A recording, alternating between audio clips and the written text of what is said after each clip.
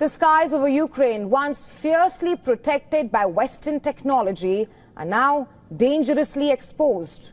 The wanted Patriot missile system shows signs of faltering. The upgraded Russian Iskander-M is now outpacing Western defenses, leaving Ukraine increasingly vulnerable.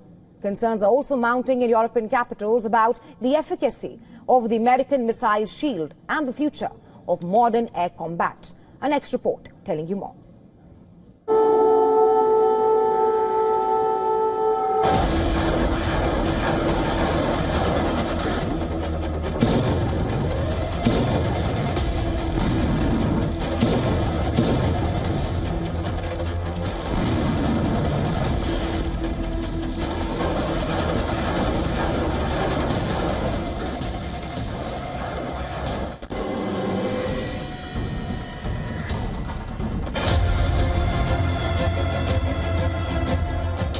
Russia's missiles are not just hitting Ukraine, they're slowly destroying it. The upgraded Iskander-M ballistic missile is smashing through Ukraine's Patriot defenses. Fast, low, unstoppable.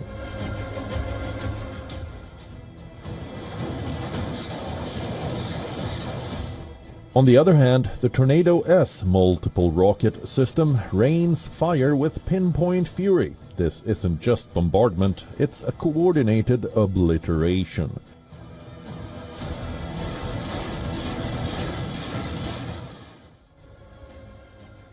President Donald Trump, after meeting his Ukrainian counterpart Zelensky on the sidelines of NATO summit, indicated he will consider providing more of the Patriot missiles to Ukraine.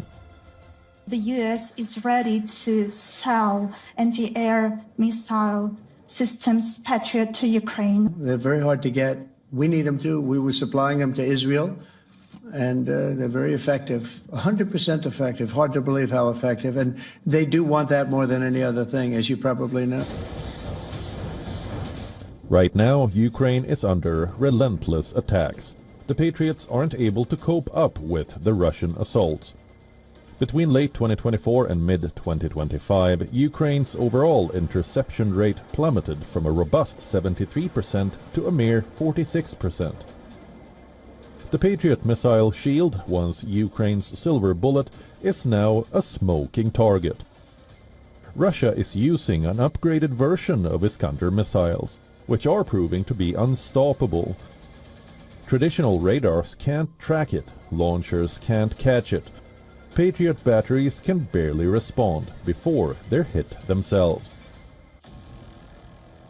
Now Patriot's real-world efficacy is raising dire implications, not just for Kyiv, but for NATO allies and other nations globally relying on it as a cornerstone of their air defense. If Russia's missile technology truly is outpacing America's flagship system, the consequences will reverberate across continents, reshaping strategic planning for years to come. Bureau Report, WION World is One.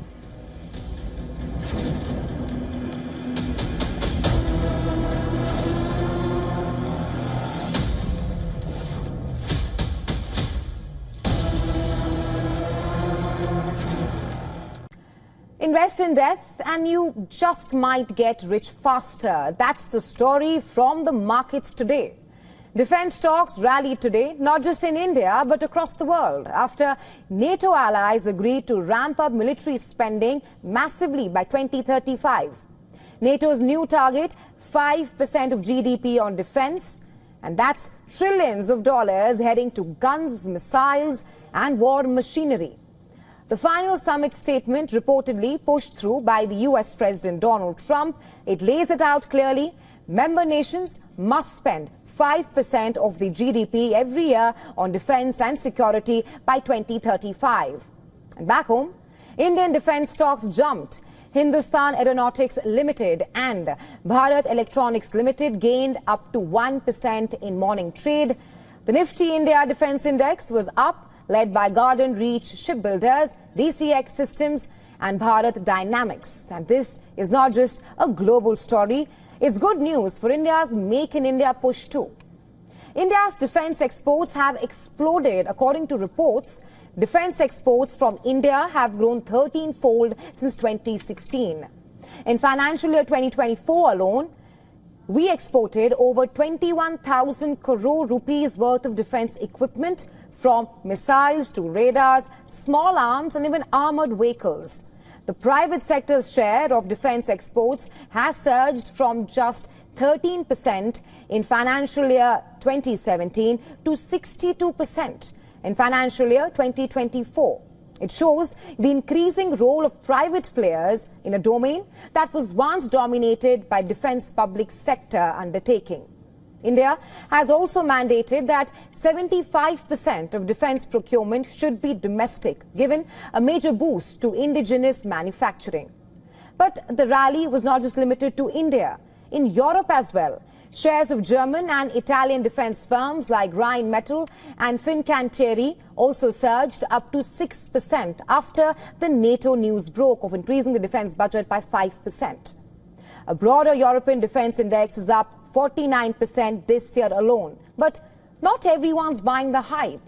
Top experts, including JP Morgan, are skeptical. They say that NATO countries, especially in southern Europe, will not actually meet these 5% spending targets in the next 10 years.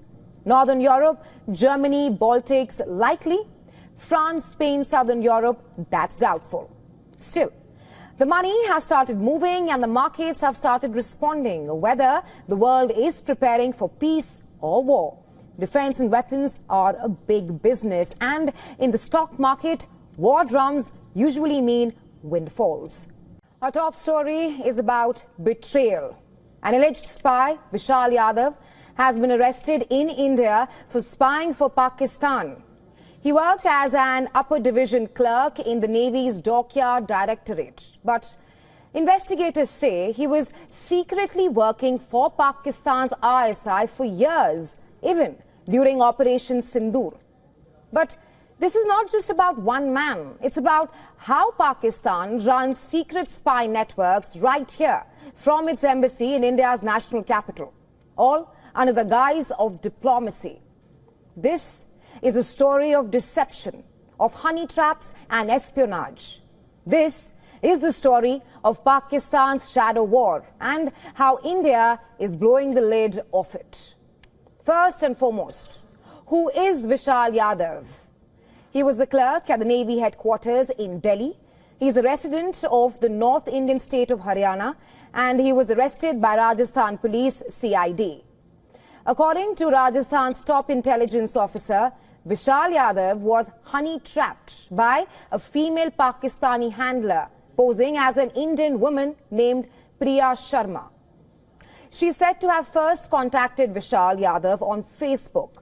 Soon, they were chatting across various social media platforms, to name some WhatsApp and Telegram. At first, it started with small payments of rupees 5,000 to rupees 6,000. Then, the stakes got higher. Yadav allegedly leaked critical defense data, enticed by the promise of more money. In total, he is believed to have received rupees 2 lakh. Indian officials say that Yadav was hooked to online gambling, and it was his financial desperation that made him an easy target.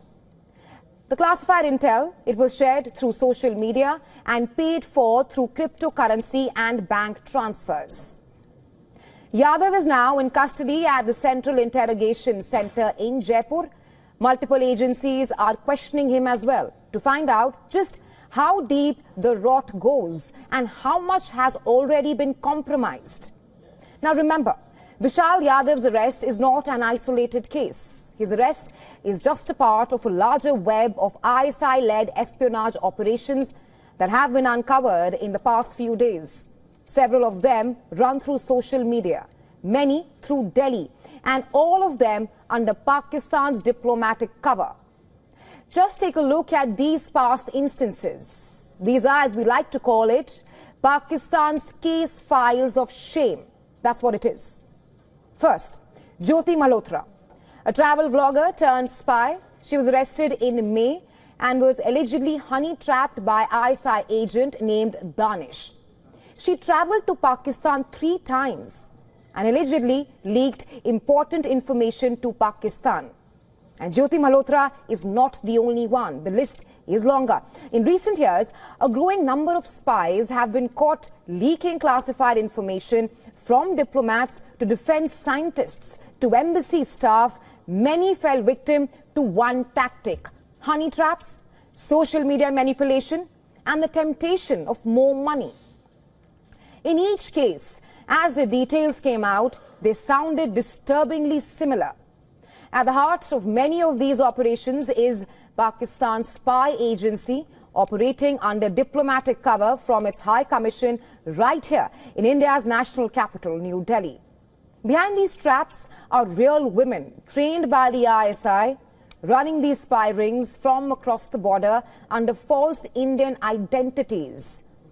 Investigators say multiple female handlers used fake profiles to pose as friends, lovers, and sometimes even potential wives to seduce their targets and extract information and secrets. One of them is Noshaba Shehzad. Her name came out earlier this month as well, as reports cited her as a Pakistani businesswoman with a seemingly harmless travel agency in Islamabad. According to Indian intelligence, she is the key to a sleeper cell network inside India backed by the ISI. Then there's Aditi Bhardwaj, another false identity. She reportedly manipulated Sahadev Singh Gholi into leaking Navy and BSF data. And the price for this betrayal, if you ask, just rupees 40,000. Earlier, on May 24th, the Gujarat Anti-Terrorism Squad ATS had arrested Sahadev Singh Gholi for alleged involvement in espionage activities on behalf of Pakistan. It has since emerged that there may not be an actual person named Aditi after all. Instead, the name was possibly used by a Pakistani handler to maintain contact with Gohil. And finally, Priya Sharma. She too never existed. The fake profile used to trap Navy clerk Vishal Yadav, who handed over important military information, not to a friend but to an ISI handler. In recent years, several others have also been caught leaking secrets on previous occasions. Indian diplomats, scientists and embassy staff have been arrested for allegedly leaking sensitive information or falling victim to honey traps by Pakistan's spy agency. And now, a new layer has emerged: crypto transactions. They're hard to trace and harder to track. Crypto is now being used to fund these espionage operations. As you can see from all these previous cases, the ISI's method remains consistent: honey traps, social media fake profiles, and financial bait. The nerve center of many of these operations is the Pakistani High Commission here in New Delhi. As India continues to crack down on these threats, the big question is, are there more Vishal Yadav still out there? And if yes, how many secrets have already been sold? Well, China is on a recruiting spree, tapping into the best minds from across the world and increasingly roping in talents from academia, science and technology. Well, China's recent recruit is a mathematician from Canada known as Joshua Zahal. He is hailed for solving over a century-old problem. As per reports, Zahal is leaving Canada's University of British Columbia to take up a full-time position as a chair professor at Nankai University Chen Institute of Mathematics. And not just him. In the recent past, researchers and highly skilled workers have been seen quitting their jobs at prestigious workplaces in their home countries and migrating to China. Earlier this month, Professor Lu Wei, a senior investigator at the US National Institute of Health, was the latest Chinese professor to return home amid drastic funding cuts to university-rich researching grants by the White House. Back in March, award-winning AI researcher and entrepreneur Yu Zhongxi joined Westlake College in China's Hangzhou as a full-time faculty member, leaving a decade-long career in the US. As per reports, she now heads a team of 20 researchers to explore AI and deep learning for image, video and virtual environment generation in China. Earlier, a study suggested that top young Chinese scientists are returning home from Cambridge and other top colleges at a rate higher than anywhere else in the world. However, it's not only Chinese nationals who have been making this switch. Charles Libber, he's a former Harvard chemist who was convicted in 2023 of failing to disclose payments from a Chinese college. He also recently joined Tsinghua University in Beijing. This largely indicates a pattern of brain drain in the US and abroad, which the Chinese officials seem to be cashing on. But what explains this brain drain?